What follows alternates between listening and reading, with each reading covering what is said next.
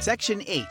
The chemical engineer shall consider it his professional obligation to protect the interest of his client, employer, or any person of responsibility, and he shall act accordingly as long as it does not conflict with law, public policy, and welfare.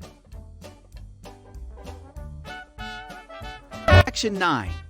The chemical engineer shall make known to his client or employer all his other professional obligations, financial interests, or other considerations which might restrict or interfere with his meeting the legitimate expectations of his client or employer before undertaking an engagement.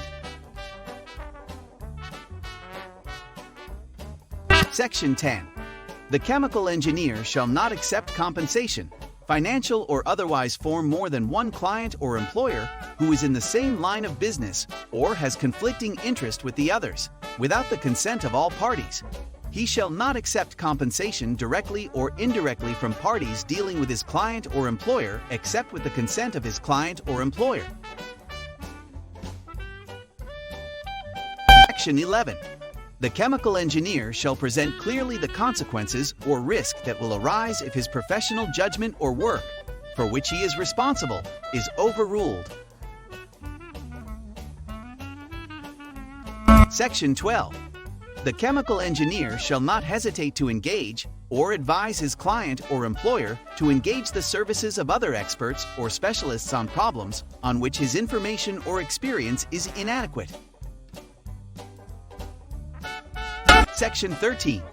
The chemical engineer shall regard as the property of his client or employer any plan, design, or other record which results from the use of information which is not common knowledge or public property, but which information is obtained from his client or employer.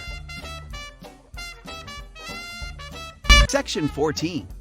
The chemical engineer shall exchange general information and experience with his fellow chemical engineers, contribute to the work of engineering societies and schools, and cooperate in such other endeavors as will enhance the effectiveness of the chemical engineering profession.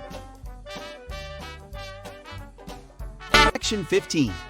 The chemical engineer shall encourage and provide opportunity for the professional development or advancement of chemical engineers in his employ.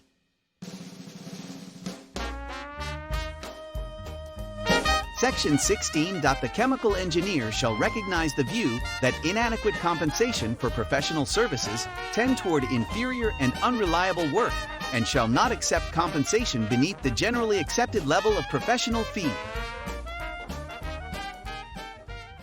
Created using Powtoon.